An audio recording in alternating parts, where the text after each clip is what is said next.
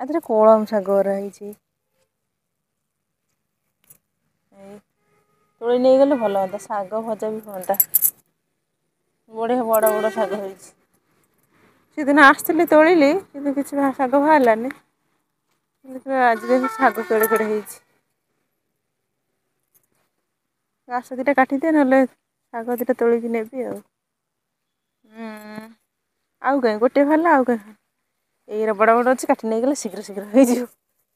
ଏଇ ଘରଦ୍ୱାର ଖରକି ଏହେ ତା ଦେହରେ କେତେ କଳମ ଶାଗ ଅଛି। ଏଇଠି ଥାଉ।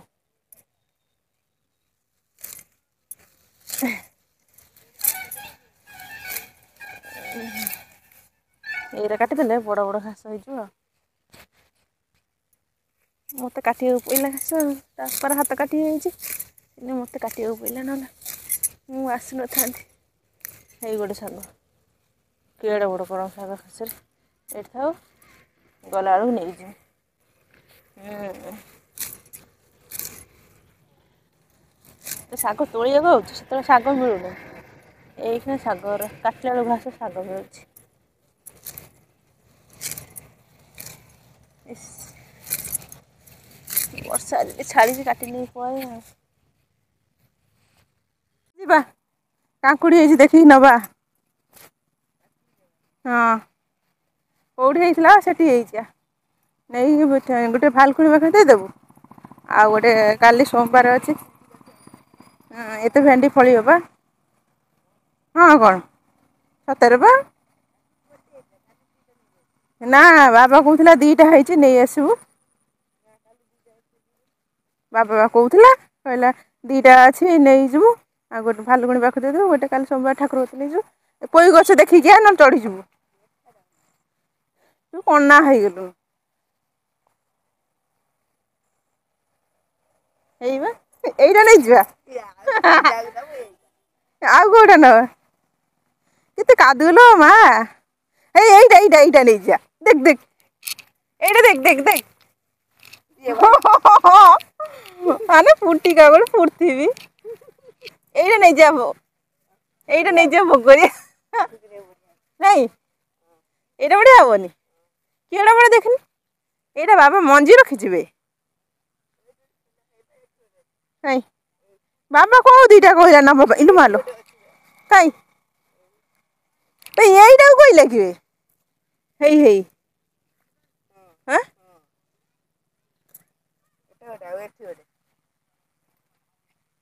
କାଇଁ ଆଉ ଗୋଟେ କାଇଁ। ଆ ଭିତରେ କାଇଁ କୋଉଠିବେ ହଁ ଆରି ଭିତରେ ଲୁଚିକି ବଇଛି। ଗୋଟେ ଅନନ୍ତ ଫିଲ୍ମରେ ନାଇଁ କୁକୁଡି ବାଡିରେ ପଶିଲା ଲୋ ମାସୁ ମାସୁ କରି ଖାଇଲା ଲୋ। କାଡୁ କାଡୁ କରି ଖାଇଲା ମୁଁ କହିଲି ମାସୁ ମାସୁ କରି ଆସେ ଆଉ କାଇଁ ଏଇ ଦିଟା ନେଇଯିବ ଇସ୍ କାଦୁଅ ଲାଗିଲା ମୋ ହାତରେ ଏଇଥିରେ ପକେଇ ଧୋଇଦେମି। ଇ କାଦୁଅ ମେଞ୍ଚେ ଲାଗିଚି ଲୋ। ହେଇନେ ଏ ମୋ ହାତରେ କାଦୁଅ ଲାଗିଗଲା ଇସ୍। ନା ରଖିଥା ଭାଲୁକୁଣି ପାଖକୁ ନବା ଖାଇବୁ କଣ ଥୋଇଦେ ସେଇଠି ଗଲା ବେଳକୁ ନେଇକି ଯିବା। କଲରା ଦେଖିଆ ଟିକେ ବାବା କହୁଥିଲା କଲରା ପୁଳେଇ ହେଇଛି। କାଇଁ କାଇଁ ଫୁଲ ତ ମେଞ୍ଚେ ହେଇଛି। ଦିଟା ଅଛି କଣ ମୁଁ ନେବି ନେବି ନା। ଏଇଠି ଭର୍ତ୍ତି ହେଇଛି ବେ ହେଇପା। ହେଇ ହୁଁ ଏଇ ନଟା ଧରେ ବାବା ଆସିବ ବିଗିଡିବ କହିବ ତମେ ଦିଟା ଘାସ କାଟିବାକୁ ଯାଇଛ ନା ସେ କଲରା ବାରିରେ ପଶିକି କଣ କରୁଛ।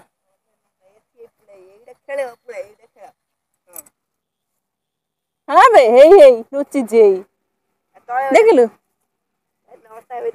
ହେଇ ହେଇ କଲରା ସବୁ ଲୁଚିକି ରହିଯାଇଛି ଜହ୍ନି ହେଇନି। ଆଁ ଏବେ ଖାଇବ ଘାସ କାଟିବା ଯାଇ ଏଠି କନ କରୁଛ। ହେଇନେଇ ବେ ଜହ୍ନି। ଜହ୍ନି ହେଇନି ଖାଇବେ ମତେ ଦେଖାଉନି ତତେ ଦେଖାଉଛି ହଁ ହଁ ହଁ ହେଇ ହେଇ ହେଇ ହେଇ ଖାଇବେ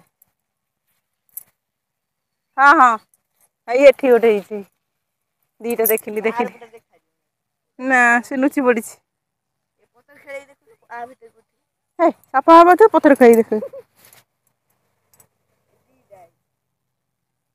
ଫୁଲର ଏଇ ଜହ୍ନି ଫୁଲରା ସବୁ ଏଥିରେ ଲାଗେ ଆମ ମୁଁ ତ ଭାଲୁକୁଣି ପୂଜା କରେ ଏଇ ଜହ୍ନି ଫୁଲ ଯୋଉ ଏଥିରେ ଲାଗେ କୋଉଥିରେ କହନି ଭାଲୁକା ପୂଜାରେ ଜହ୍ନି ପତ୍ର ଲାଗେ ତା ଫୁଲ ବି ଲାଗେ ଭାଲୁକା ପୂଜାରେ ଏଇ କଣ ଫୁଟୁକା କରିକି ତ ଫୁଟେଇବୁ ଦେଖିବୁ ଆଁ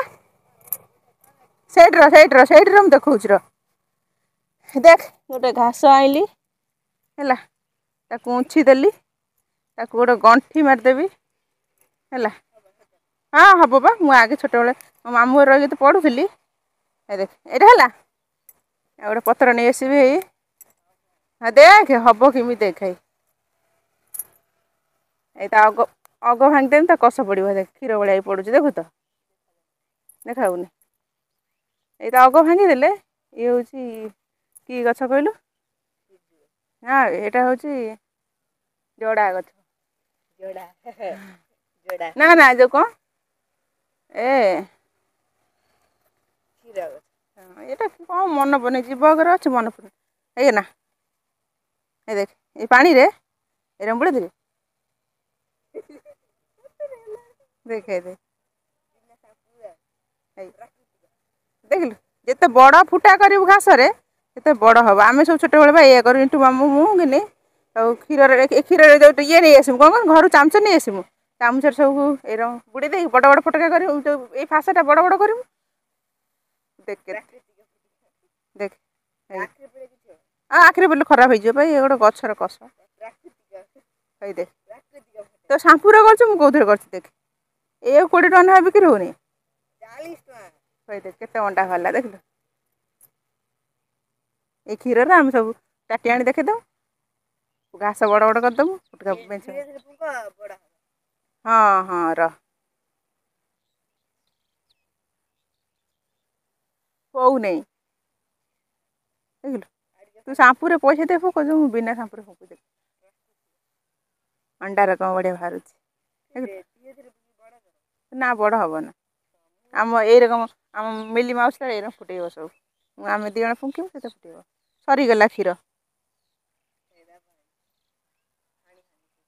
ବାବା ତାର ବାଟ ସଫା କରି କରି ଆଇଯାଉଛି ଏବେ ଜହ୍ନି ଗଣ୍ଡା କିଏ କାଟି ଦେଇଛି ଓଇ ଜହ୍ନି ମୋ ଦା ଥୋଇ ଦେଇ ପଳେଇଲେ ରହ ରହ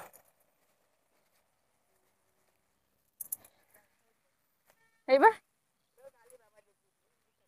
କିଏ କାଟିଛି ଜହ୍ନି ଏଇନା କୋଉଠି ଫଳିବ କେଜାଣି ଓ ଏଇ କୋଉଥିରେ ତୋଳିବା କହନି ଯୋଉ ନଗି ଆଣିକି ଯାହା ତୋଳିବ ଥରେ ଆଉ ଦ୍ୱିତୀୟ ଥର ତୋଳି ହବନି ନାଇଁ ଦାନ୍ତ ଘଷିବୁ ଦାନ୍ତ କାଠି ନବୁ ଦାନ୍ତ ଘଷିବୁ ମଜବୁତ ହବ ଏଇ ସେଇ ଡାଳ ଯୋଉଟା ଫୁଟୁକା କରିନଥିଲି ସେଇ ଦାନ୍ତ ବିନ୍ଧା ହେଲେ ସେଇ ଡାଳ ଘଷିଲେ ଦାନ୍ତ ବିନ୍ଧା କମିଯିବ ସତରେ ଏଇ ଯୋଉ ଫୋଟକା କରିଥିଲୁ ସେଇଟା କଣ କ୍ଷୀର ବୋହିବ ପା କେତେ ସମୟ କ୍ଷୀର ବୋହିବ ଧଳା ଧଳା କ୍ଷୀର ଯେମିତି ଗାଈ କ୍ଷୀର ସେ ସେଇରକମ କ୍ଷୀର ସେଆକୁ ଇଏ କରିବ ଯୋଉ କଣ ହଁ ଦାନ୍ତ ବିନ୍ଧା ହେଲେ ତା ଡାଳକୁ ଉଁଛିକି କାଟିକି ଦାନ୍ତରେ ଘଷିବ କେତେ ସମୟ ଦାନ୍ତ ବିନ୍ଧା କମିଯିବ ସତରେ